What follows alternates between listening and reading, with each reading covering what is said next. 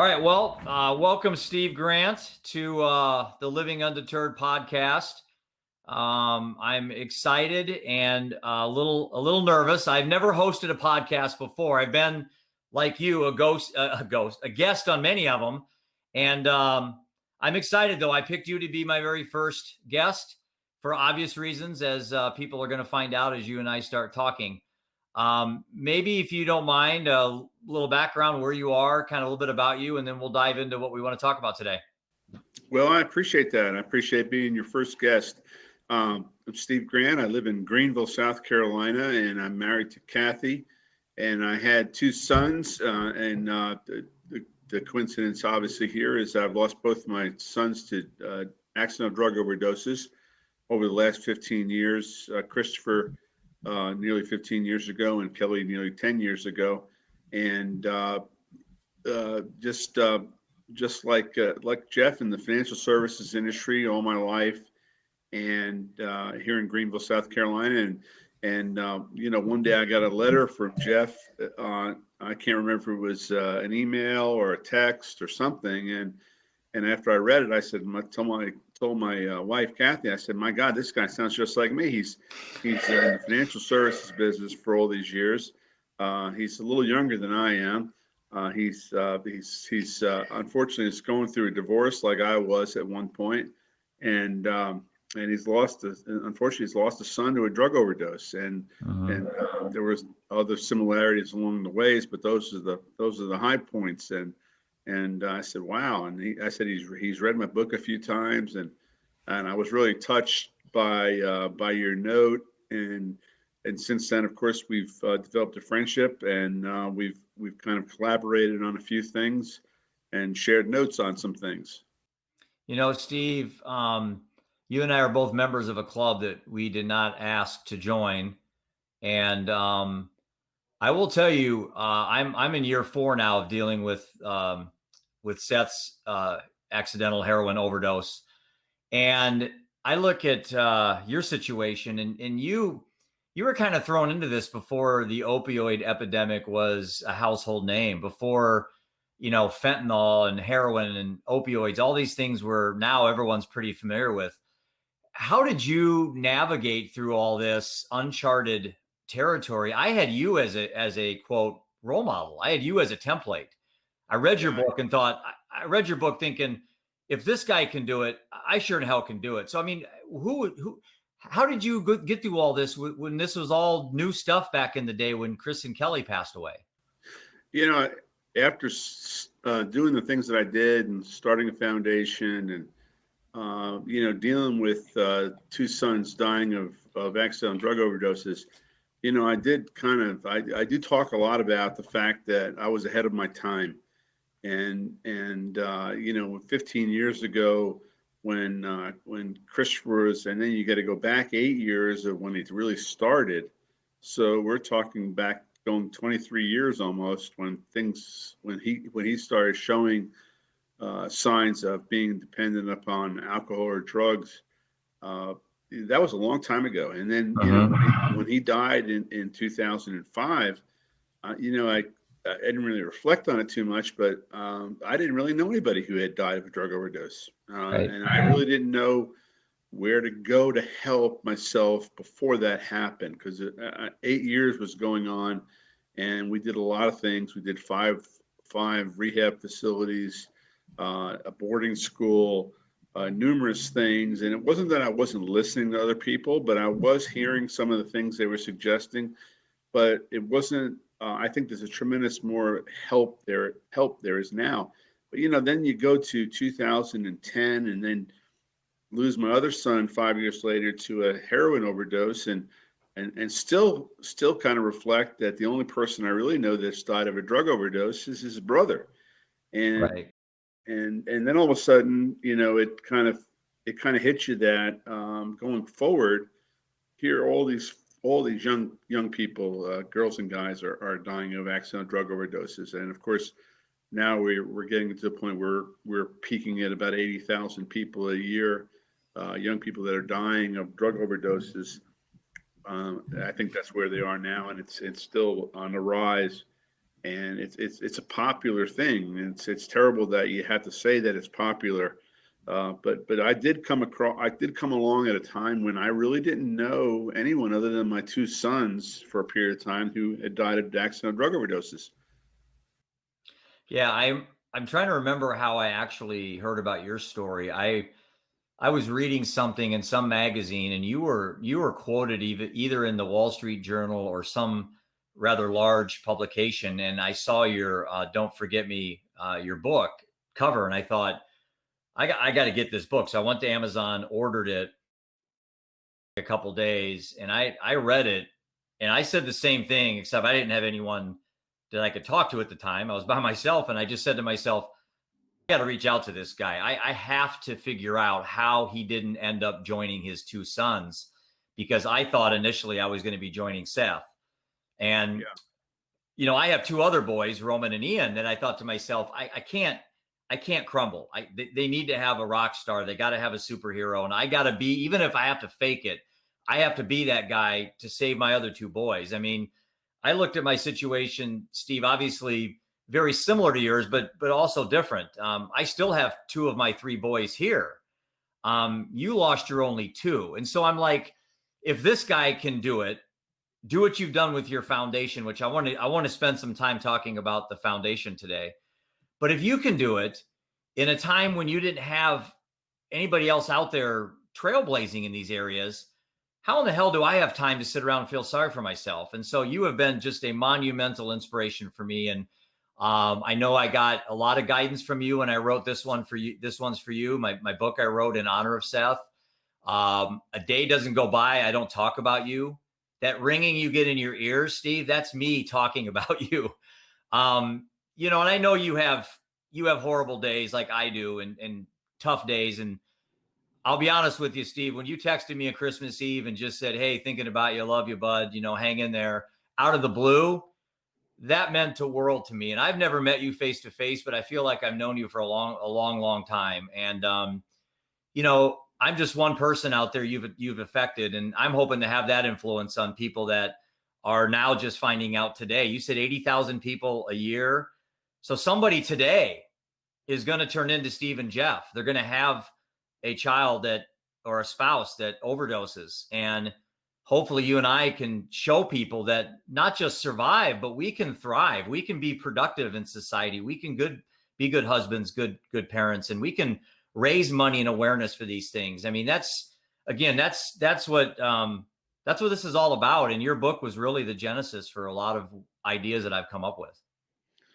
Uh, I appreciate that, and everything I've done, I've tried to, you know, um, take my own situation and bring as much of a positive as I can about it. Obviously, it's very negative, and I do have people say that. I don't know how you're here today, Steve, because I'd have done this to myself if I had lost my only two children to drug overdoses. And I guess that's a real easy thing to say. I lost my dad last week to very quickly and peacefully to maybe probably at the end of the day to a COVID death. And Sorry to hear that. I appreciate that, and I I told my wife, I said, I kind of feel guilty because I've had so much uh, I've had so much to deal with in terms of death that I'm not sure I really know how to grieve anymore. It's Oh. because it's very hard to lose your two children, whenever I hear about it happening, I really reach out and I really feel terrible for that person because it is hard. But I talk to people. I mean, I would have to tell you, Jeff, I almost talk to people almost daily, at least Mhm. 2 or 3 times, at least 3 times a week, that either lost a child or they feel like they're about to lose a child, a son or a daughter, and I just I feel terrible for them because like your son, like my sons, the story is very similar. Everyone's situation is unique to their family, but the story and the behavior that goes on, and what leads up to it is typically very, very similar. And you really feel terrible for that, for these folks. But I'm so glad for people like you and me and people beyond you and I that are going to carry this torch, because I don't think it's going away. I think, No. unfortunately, the COVID has made it, not made it worse, but well, in many ways it has made it worse. But we've also redirected our attention towards this COVID, which it should be, to a certain extent. But we've kind of neglected some of these other things that are going on that are causing thousands of deaths annually. And hopefully we'll get back to some kind of normalcy where we'll start remembering and reflecting on these opioid deaths that are going on.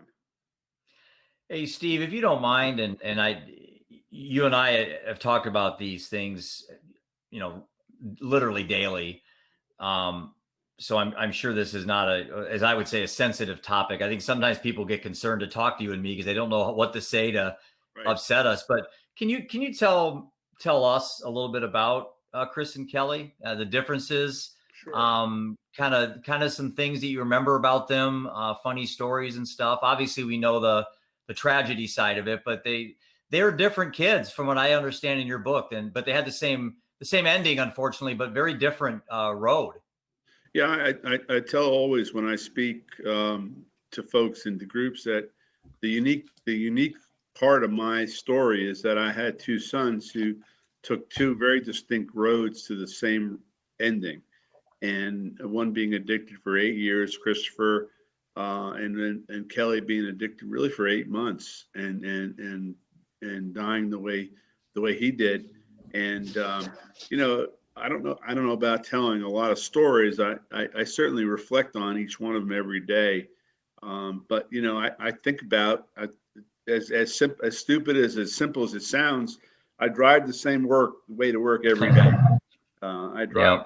this road every single day, and it's the same road that I had to one time find Christopher with his car turned over and flipped over it on a road. I passed that spot every single day on the way to work, and to this day, did this morning. And I sit there, and the road's changed a little bit now because they've put a median in the middle of it, but it's like, you know. And then I get downtown, and I pass this fenced-in area where their little private school was, where they played in this sandbox, and I pass that every day. So very, very few days. I would say, venture to guess, no days go by really where I don't think about them and think about something that happened. And I don't know about you, Jeff, but I have very vivid dreams, and I dream about my sons, and they're always little when I dream about them. They're never older, and I maybe that's the way I wanted to remember them mostly. But you're right. It's not something that just kind of automatically goes away. It stays with you, certainly. It's interesting you say the dream thing, Steve, because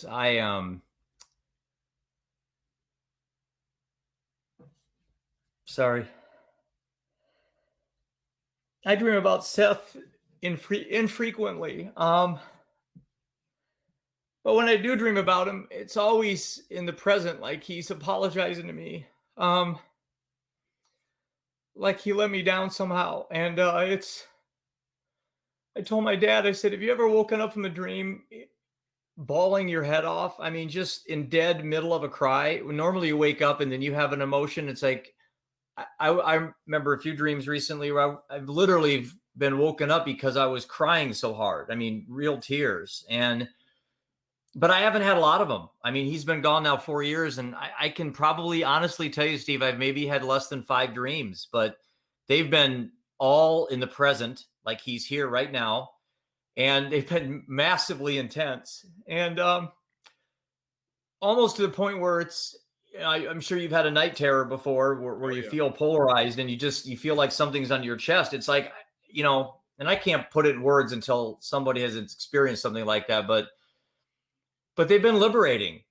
It's like it allows me to talk to them, and I'm not you and I can talk some other time about what we believe on the afterlife and things like that. But I'm not overly religious from that standpoint. But there's something in those dreams that I've had that are just unbelievably spiritual for me.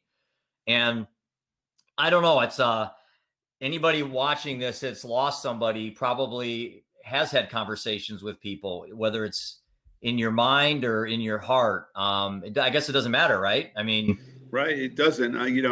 It's funny. One time, a couple of years ago, I had one of my son Kelly's teachers called me up on the phone, and this is a very rational woman, and her name Betsy, and she said, Steve?" I said, "Hey, Betsy," and she said, and I helped her, actually had helped her get her job at this private school where Kelly was going to school, and she was a science teacher, and she said, Steve, I cannot imagine telling you this, but I spoke to your son last night, and wow, this is a rational person, right? wow, And I took it that way, and because I know her, and she said, I spoke to Kelly last night, and he is fine, and I said, wow, I said, I really, this was out of out of the clear blue. This is not someone I speak to daily, weekly, monthly, annually. It's just someone that's just said, I spoke to Kelly last night, and he was clearly fine.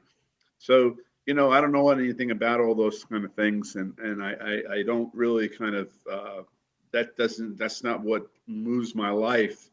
But I do know that I dream about my kids most every night, and it's always something that is very pleasant. It's not the needle in your arm or the right, or getting arrested or right. having a DUI or whatever all those other tragedies that went on during these 8 to 10 years that were the real bad parts of these things. It's always these good times.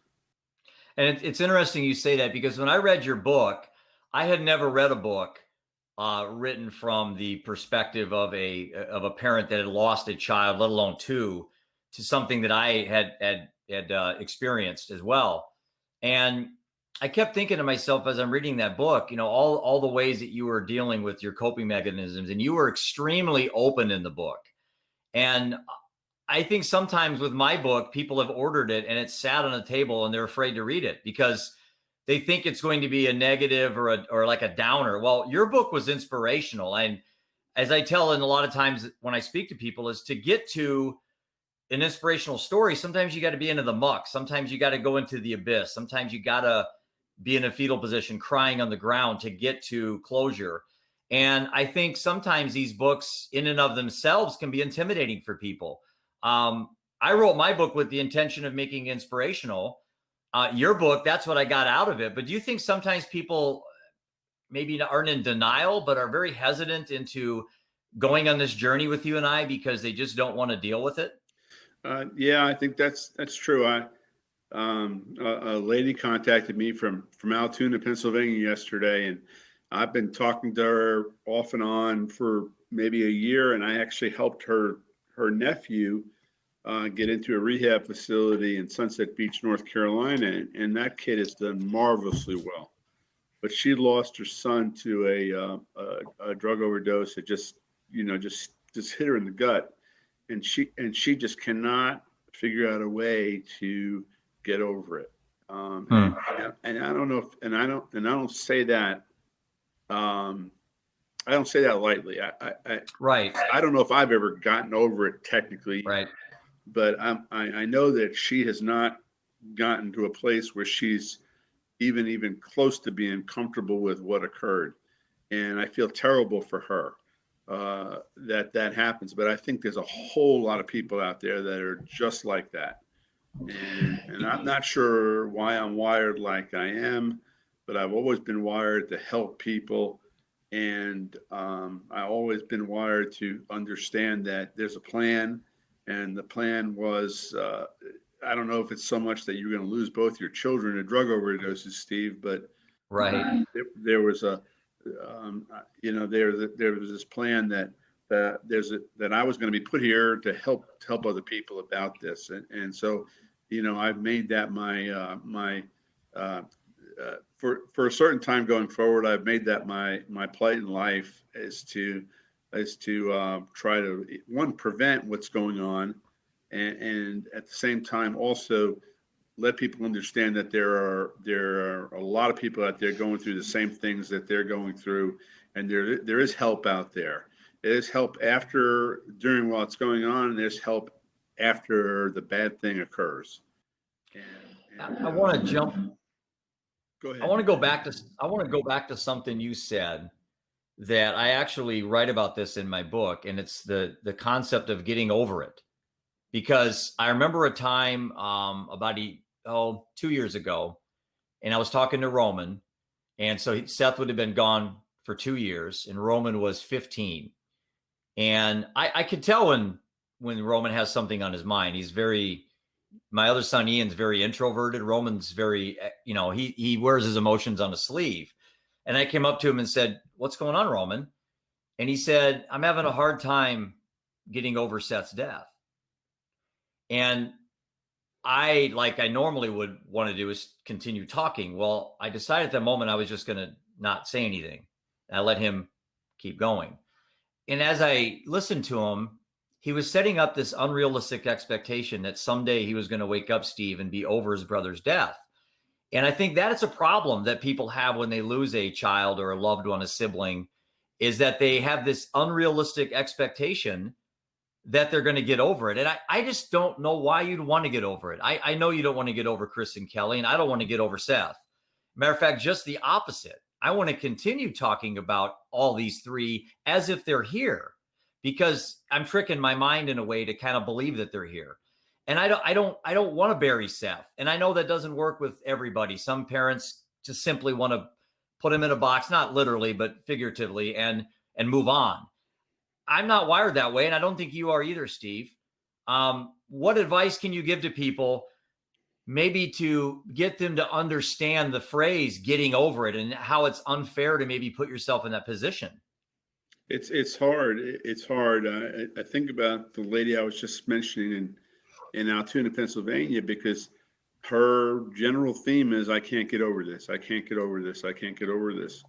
And I certainly don't have the mental aptitude or the knowledge to help her try to get over it. The only thing I have is the experience that I've dealt with, which I guess it might be just as valuable, in that they're not going to come back, and and we do have to deal with that, and we can choose to deal with it in the most positive way possible, or we can deal with it the most negative way possible. Because I've known folks, unfortunately, that have gone that route where they've taken their own lives because their children have passed away, which I think is just the most tragic thing in the world.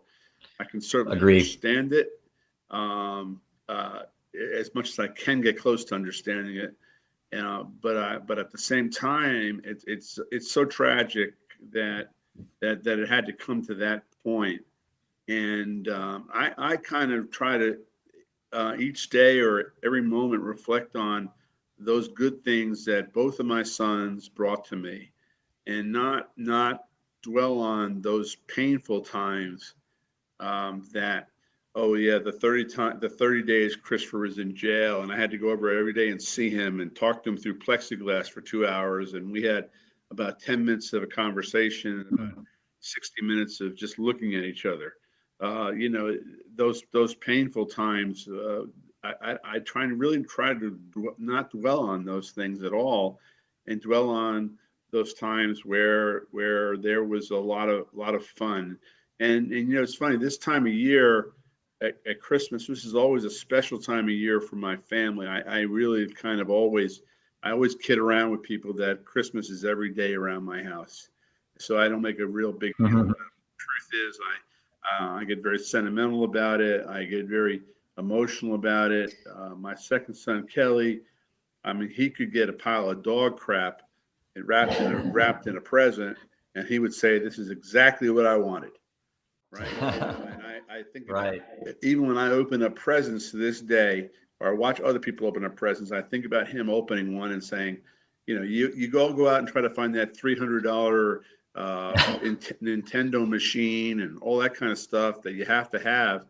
but he would dwell on this little thing that was just so insignificant that it was the best thing he ever got, you know. Right. And those are those nice moments that I really think about. And of course they could set people off to the other direction, but they really kind of get me just kind of saying, okay, they were here, and we had that fun, and that's a great motivator.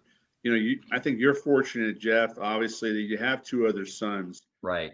The thing that troubles me, I guess, if something does trouble me, is that I don't have a legacy other than the legacy that I'm trying to create in the memory of my children.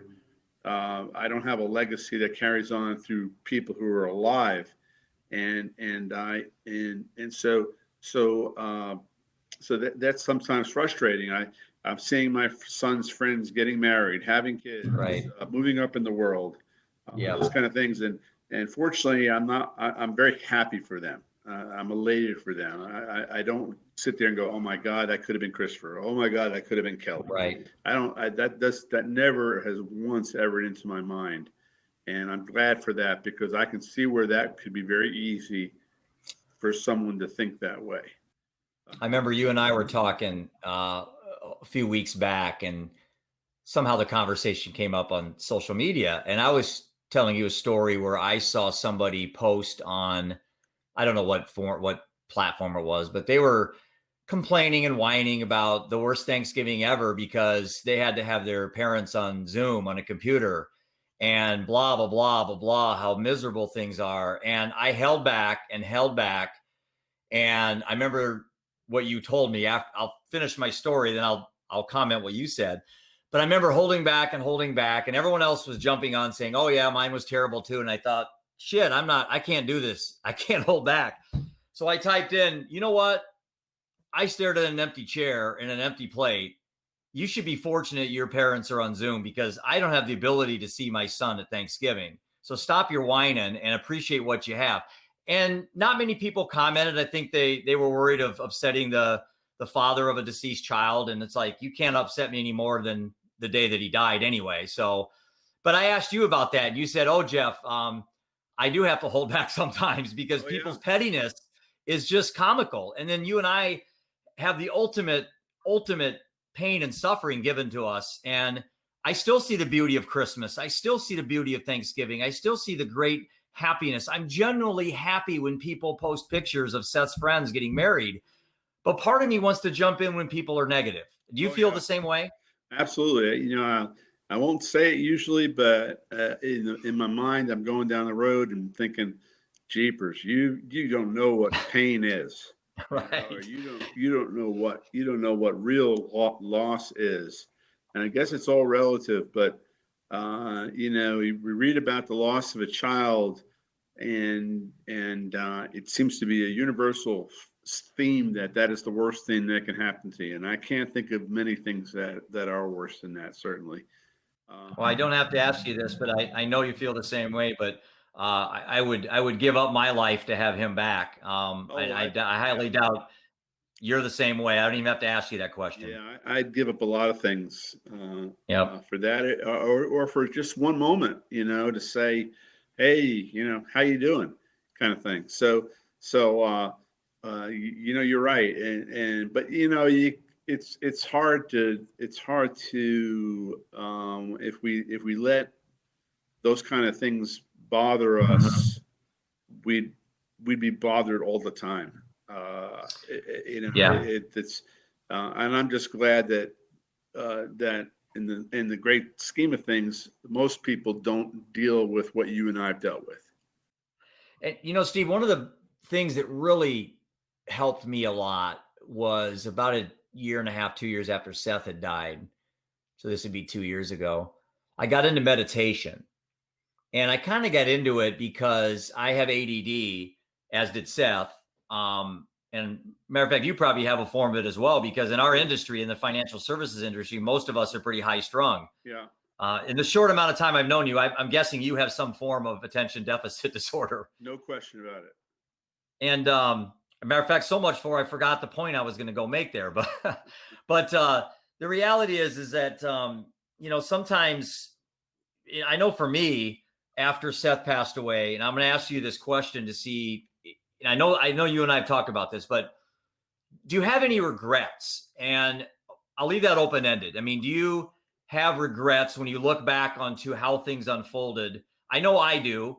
I've shared mine with you, and I'll share them again. But do you have regrets? Do you play that game?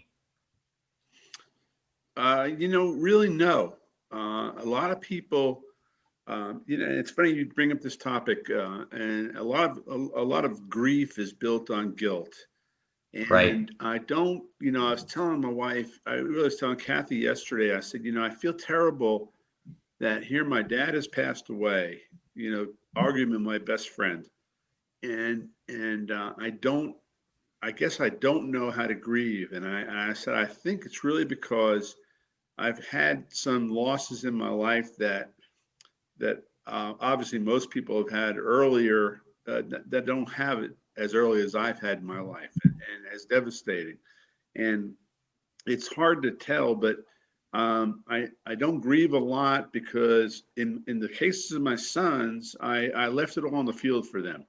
I did Mm-hmm. everything I could to help them that I knew that I could do, that I was, and I actually did more than I was financially or physically capable of doing, and and um, and don't regret it at all.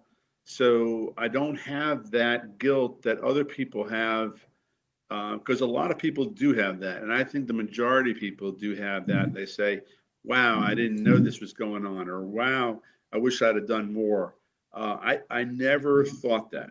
I never now would I say would I have done things differently? Maybe so, Right. but but Right. but I did what I knew. And if I knew there was an alternative that was out there that was going to help, I would have done it. Uh, but but I think there's a lot that lies. I think a lot of where people sit is that they maybe think they could have done more, Right. and for some reason, I guess because of reality, I don't think I could have done a whole lot more. Would I have done something a little differently? Maybe, but not a whole lot more given what I knew. I think you and I would both answer this the same in that given the outcome that happened to Chris Kelly and Seth, that the road they were all on, it may not have been that day. October 4th, 2016 may not have been the day Seth lost his life, but it probably was going to be the next day or the next weekend or the next Friday. I mean, the dance they were having with death was inevitable. At least I know for Seth's situation. And reading your book, I'm serious, Steve. I'm reading your book thinking, and I don't mean this to be other than just a comment, but I'm going like, I've been there, I've done that, I've seen that, and I had the same outcome. All three of them aren't here, but if you went through and looked at the similarities that Chris Kelly and Seth, the life they were living, um, there were so many common things they have with each other. Reading your book, some of the mental health issues that were going on that now I know that Seth probably had. I just never diagnosed them. But just by observing now in hindsight, I can see that he had issues that I'm not going to throw labels out, but I know he had some underlying health concerns, mental health concerns that weren't professionally diagnosed, which is neither here nor there. If I have a regret, it's that I didn't learn what Adderall was. Right. That's the one that's the one regret, Steve, that I will take to my grave because I can't bring Seth back. I'm not saying that fentanyl is a result from Adderall, but I do think that Adderall was the beginning of where fentanyl ended up ending. And the Jeff, prescription, go ahead. there's no question in my book. I do talk about how I came to realize that Christopher was somewhat of an early pharmacist, and he would complain about injuries. He was a gifted athlete, and he complained about injuries, and he'd go out one night and score 3 goals, and then the next day he'd be complaining about his knee, and I would take him to the doctor, and the doctor would give him Mobic, and he'd say he'd be screaming in the car that the doctor gave him Mobic, and I didn't know what Mobic was, but Mobic is a very low painkiller, and the reality was here's my 14-year-old son who wanted hydrocodone, or he wanted something else of a little bit higher nature to solve that problem. And looking at it going backwards, he knew what he wanted to have, Right. and I gotta believe that Christopher grew up in a world where in the first grade he was said, well, he's bigger than most of these kids. He's hyperactive. He really needs to be on Ritalin, Mm. and he gets on Ritalin, and the next thing you know, he's on Adderall, and the next thing you Right. know, he's on the next thing. And poor Christopher grew up to believe there was a pill for every problem. Right. And there probably is a pill for every problem, but that's not necessarily the right approach. But that's what he really was. He really was conditioned to believe that there was a pill for that, and and and that's unfortunate. And I do think you do see a correlation between the kids who Ritalin, Adderall, and they go up that line, Yeah. and they end up doing something that's obviously much worse. When we give our Roman and Ian and I have all last couple of years given presentations at the high school here, where actually Seth was a student as well, Prairie High School in Cedar Rapids. And I often start off with the ending, like I'll show where Seth is today, and then explain that he died from a fentanyl heroin loaded with fentanyl. But then I'll go back and say, but that's not who he was. That's just how it ended. But Seth was sitting in the same chair you're sitting in as a freshman, and he was contemplating having a cigarette, having his first beer, and now it's vaping for the kids. That's the kind of the new gateway.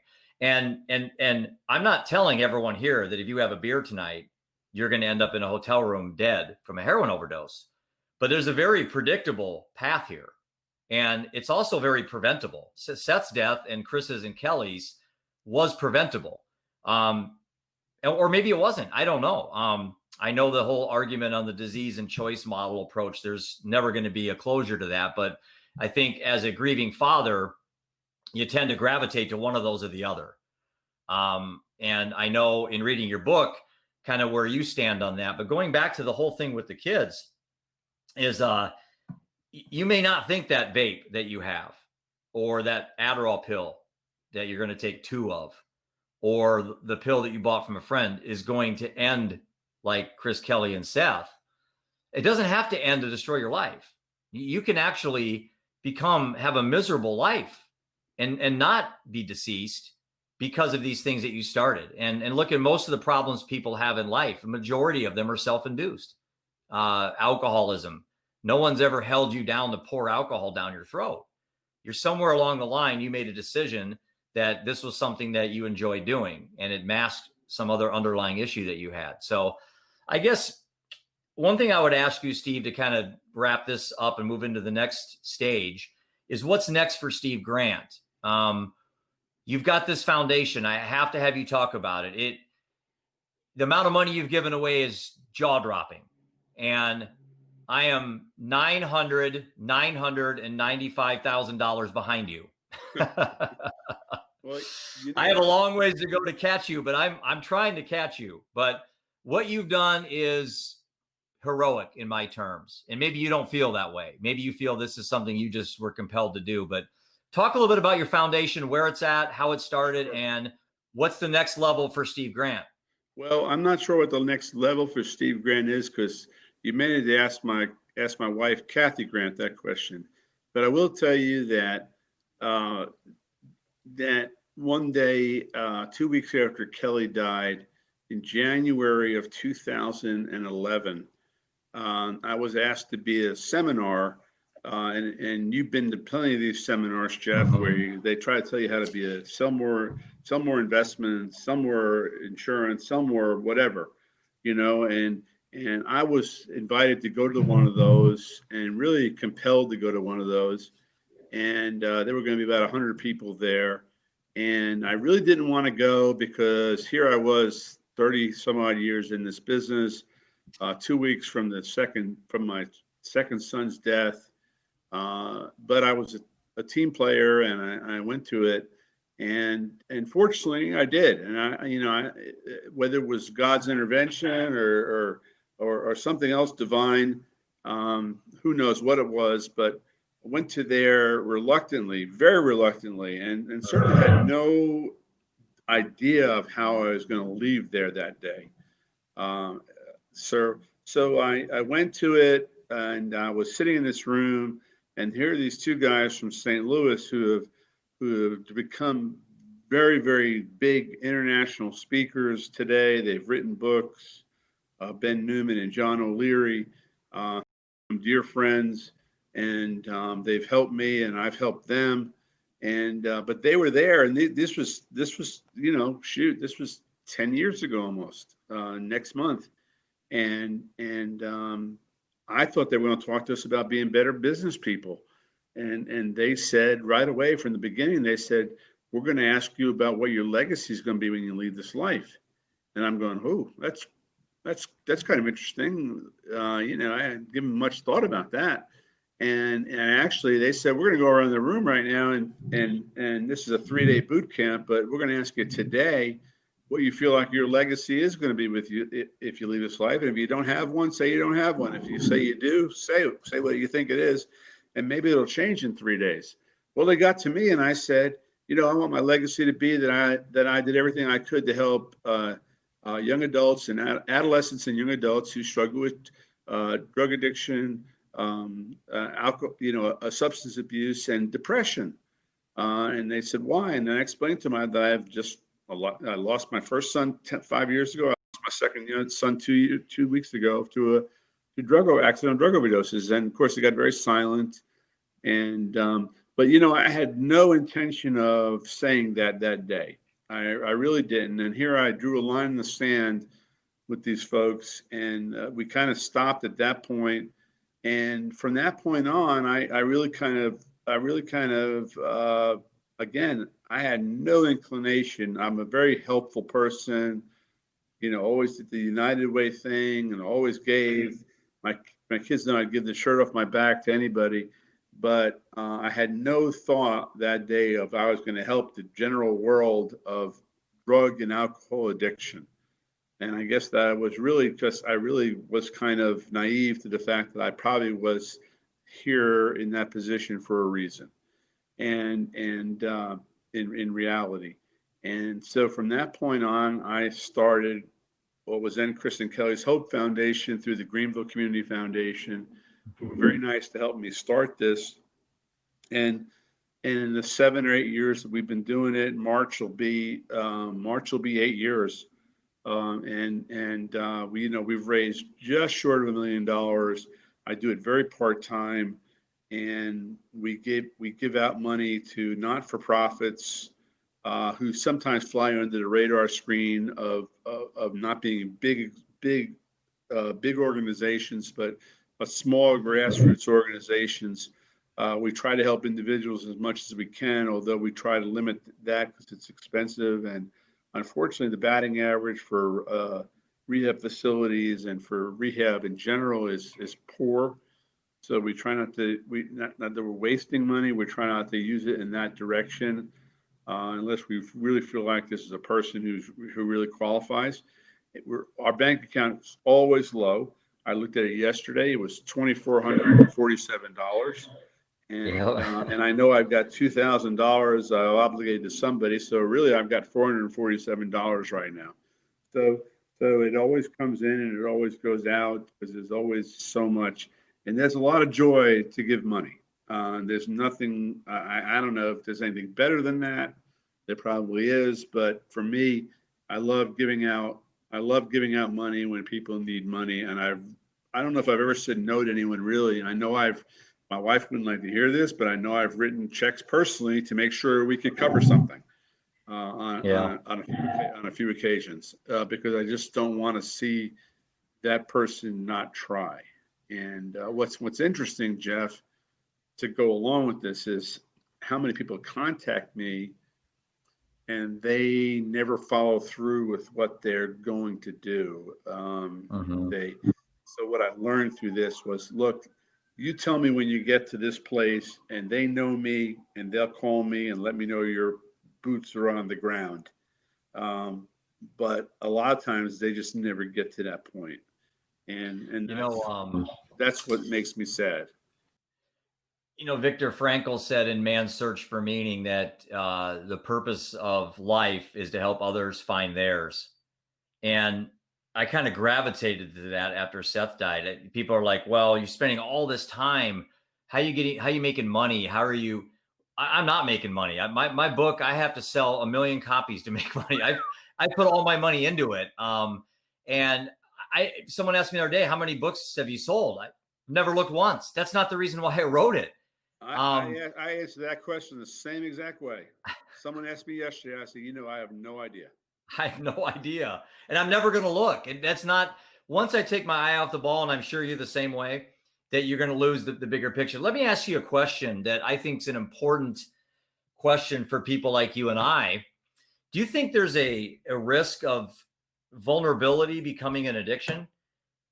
In the fact that you and I are so kind of addicted to telling this story that it could actually become an addiction in itself? What's your thoughts on that? I think for some it could, and I have to honestly say it might for you. But I'm worried about it for me. I'll be honest with you. That's why I asked the question. I'm worried about it for you too. But for me, it's not. I don't think it will be, and that's because, and I really think it's really for a very simple reason. I married someone who never had kids, who never was married before, right? So, Kathy and I, going forward, I think the last thing she wants to hear about are these 2 kids that she feels like are hers, but they're really not, So I don't have that joint, it's that sort of joint mission together, and I don't think it's fair to her to talk about what went on prior in my life, into our future.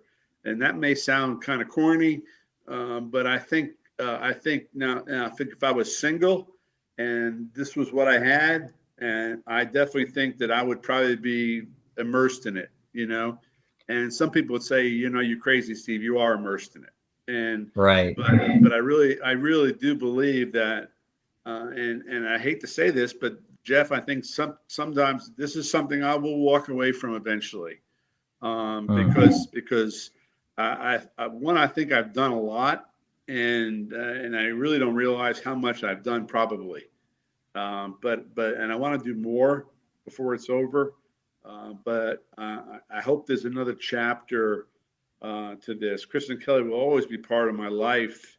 Their pictures are all over my house, and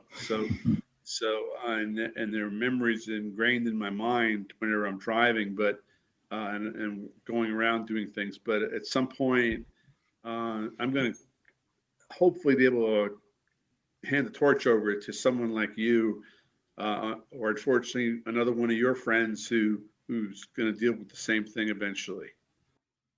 Well, you're not going to get rid of me, so I'm going to be hanging on you for as long as I breathe. I'm not planning on that either.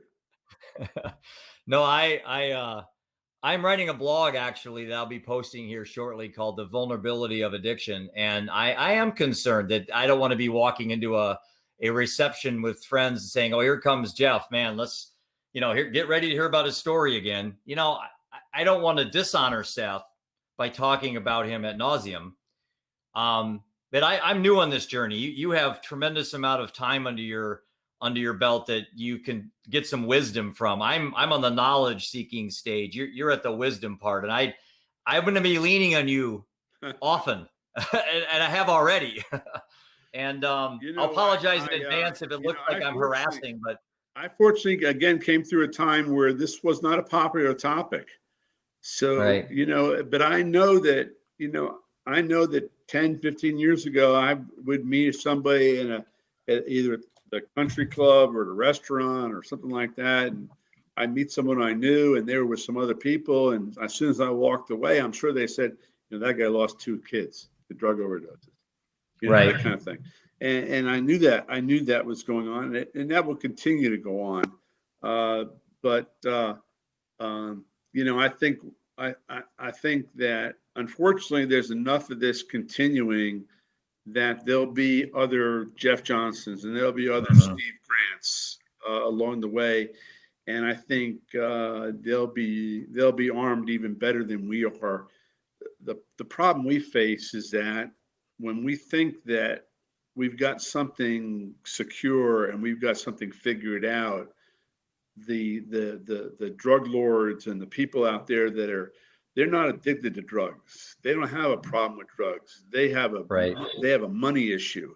This is a business for them. And when the problem with that is they are very creative and they can figure out something that we're going to be attracted to.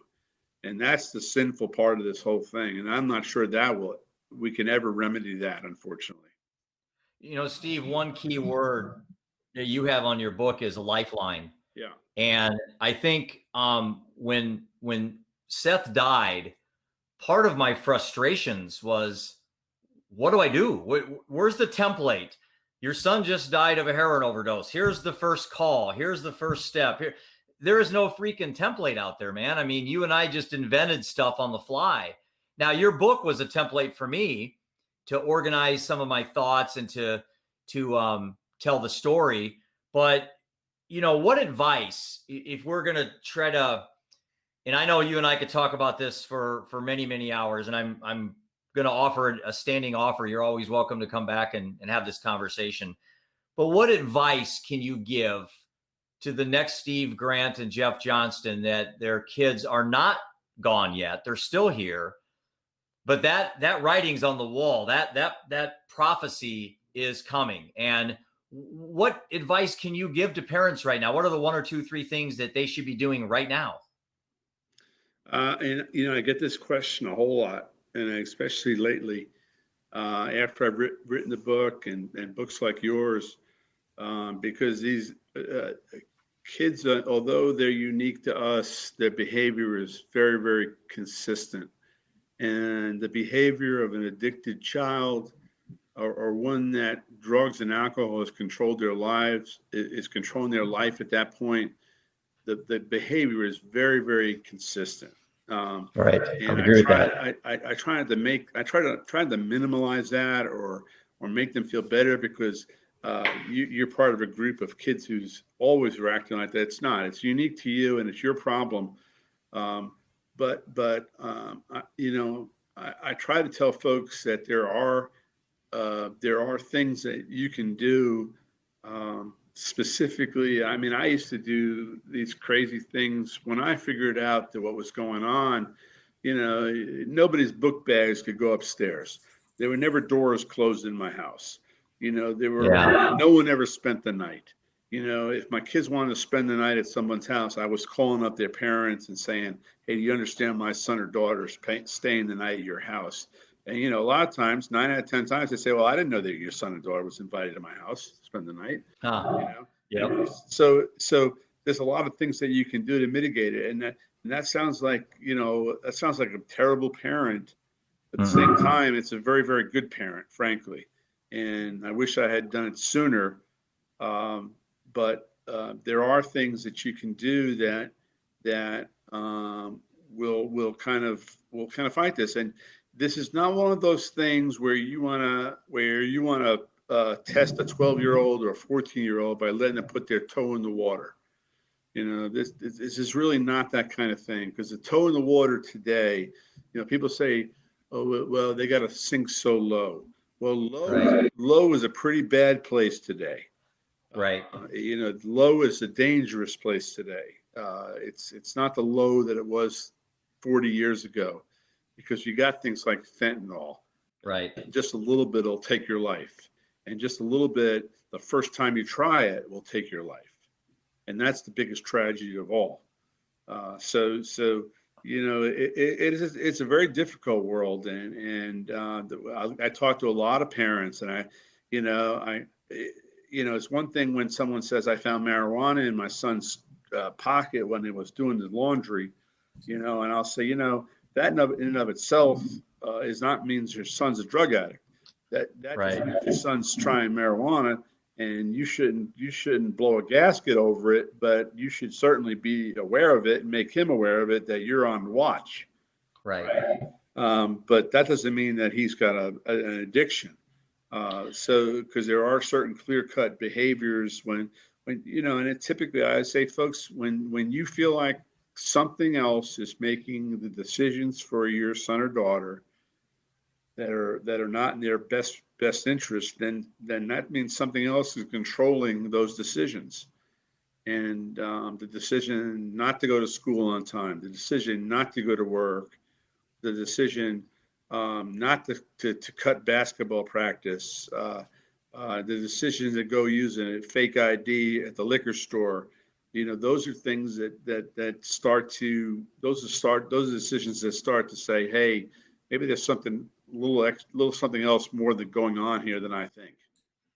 I had someone the other day asking me about Roman and Ian because a lot of my friends are concerned about them, and they said, "Well, I'm sure you talk about alcohol and marijuana and all this with them regularly." I said, "Actually, no, I don't.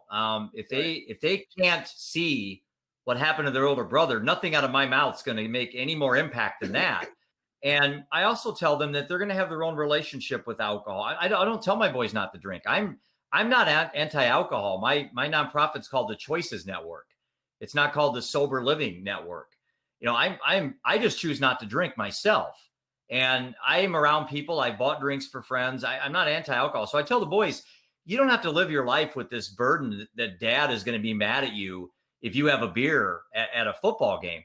You guys will form your own relationships in these things. So one of the lessons I've learned, Steve, is that instead of telling my kids not what to do, I try to teach them how to think.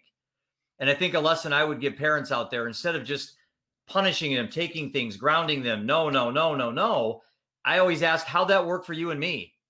I mean, when my parents told me not to do something, that was like an invitation to go try it, Yeah. So I'm trying to take the approach when I'm giving these talks to parents that have these conversations with an open mind and don't tell your kids what not to do, but teach them how to think in situations where they have to make tough decisions, like they have to choose, to vape or to drink. And so I think it's just a different way to kind of look at things. And on my website, I've come up with this thing called the Don't Start Initiative that I've shared with you, which is a really neat acronym. The ABC, the awareness, breathing, and choosing, is kind of a way I'm trying to get adolescents to think about decision making when they're confronted with these situations. So I think what we'll do is we hit about an hour mark.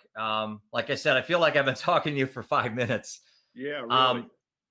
Do you have any last things you want to throw out there? And how do people reach you if they want to have you as a guest on a podcast, or how do they contact you to maybe have you talk them off a ledge like I have been able to do a few times? Get your book, put money in your foundation. How do people reach out to Steve Grant? Well, it's really simple, and I'm always open to talk to anybody. My number is listed on my website, which is www.chriskellyhope.org.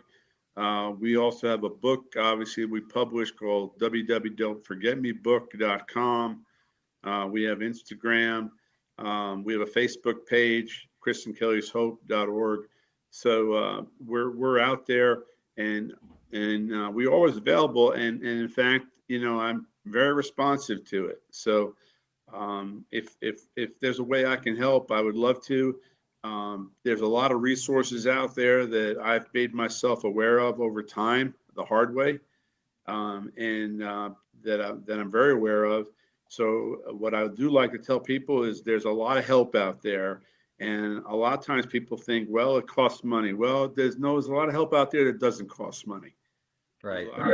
That care about it. And there's obviously help that costs money. But in this world, what I found was sometimes something that's more expensive ain't much better. And Right. And so don't ever let that worry you, because there's always someone there that wants to help you. There's a lot of good people out there.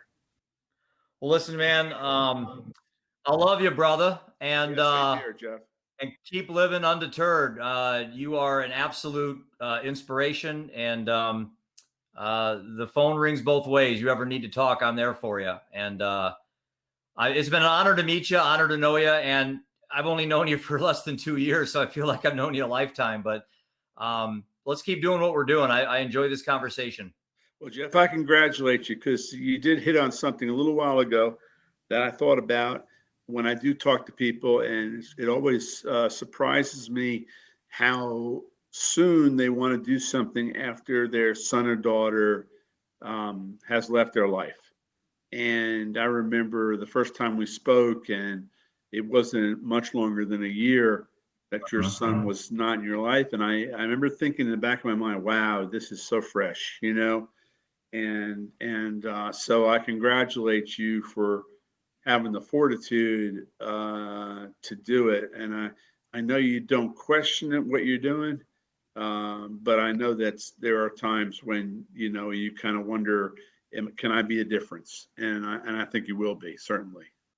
Well, I think the weight of the tears that we have are not so full of sorrow anymore. They're for me, they're full of inspiration. And I have my bad moments, and I'm sure you do as well. Absolutely. But I will tell you, the duration of them is shorter, the frequency of them is shorter, and the duration of my good moments are longer now. And so I tell anyone that's going through this, I'm on 14 years. You're on, it's 15 or more than that, yeah. 20. Some people are on 20 days right now, and there is hope. I mean, you are inspiration. I'm hopefully being inspiration. And there are, unfortunately, going to be another Steve Grant and a Jeff Johnston coming up probably today. Quite a few people in the United States are going to get those phone calls. And there is a way to survive. There is a way to do this. And you and I are just the tip of the iceberg. So with that, again, love you, man. I appreciate it. Love you. And I'm honored to know you. Thanks, Jeff. Thanks for your time. And we'll talk soon. Have a great 2021. You too. Thank you. Take care. Thanks.